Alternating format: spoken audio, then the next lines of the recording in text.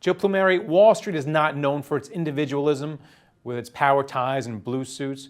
So how did you attain such heights on Wall Street through the power of being yourself? Because I always thought that that's a great question. I always thought that it was a people business, and as long as you can make yourself obvious to people. I did that in the beginning. I wound up on Wall Street by accident. I was going to New York Law School. I wanted to find a job with a law firm on Wall Street. I thought if a firm had three names, it was a law firm. I wound up at Carter, Berlind & Weil. I made myself obvious to Sandy Weil in 1968. I wound up being a broker.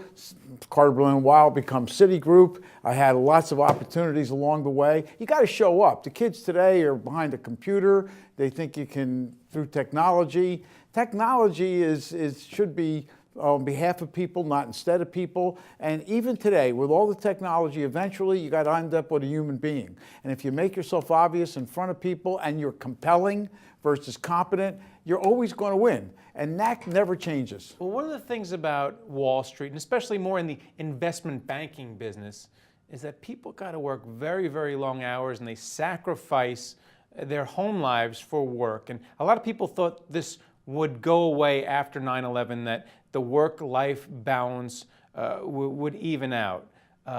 Do you think that it's kind of gone back in the favor of work as we get further away from 9/11? No, I don't think it even has anything to do with 9/11. I think it's generational.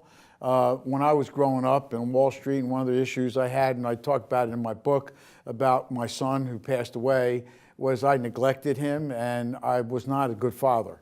But generationally, you know, the father works, is a breadwinner, the mother stays home. I think that's a generational thing. I think today there's a sharing of the duties. I think fathers are more responsible in sharing the duties. Both people in the household work today. The generational gaps, I think, are different, and the generational responsibilities, I think, are different. I don't think it's a 9/11 thing. I think it's people are more aware of the balance, and they're much more aware of the responsibilities in the family. But back to technology, you mentioned it, and the power of being yourself. You're seeing a lot of the top MBAs go to Silicon Valley as opposed to Wall Street. And in Silicon Valley, they can wear whatever they want. They can work the hours they want as opposed to market hours here on Wall Street. Do you think this is going to change? Do you think that's harming Wall Street? You're losing the best and brightest to San Francisco? I don't think you're losing the best and brightest. I think it depends upon what you want to do.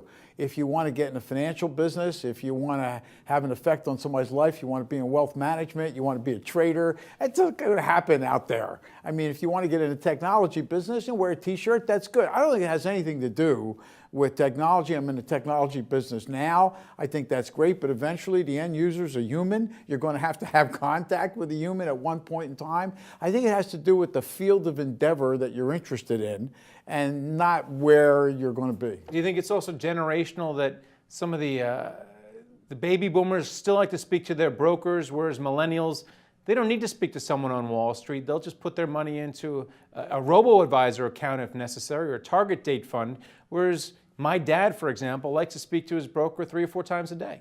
I think you'll probably find less people who want to talk to somebody until they lose money. I think you'll find people who are younger, who are used to looking at a computer and getting advice off a computer. Sure, that's obviously going to happen. That's a generational thing. But at the end of the day, I still think human beings like to talk to human beings, especially when it comes to money, especially when it comes to personal matters. And all of us, I think, want to hear somebody that has warmth and has emotion and has passion, and for the most part is endearing. And then the power yourself, that'll shine through.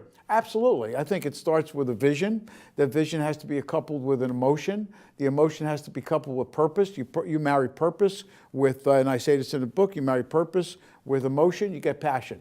And that's going to happen as long as we have a heart, and hearts make things move. All right. Thanks a lot, Joe. Thanks a lot, Greg. I appreciate it. Thank you for watching The Street.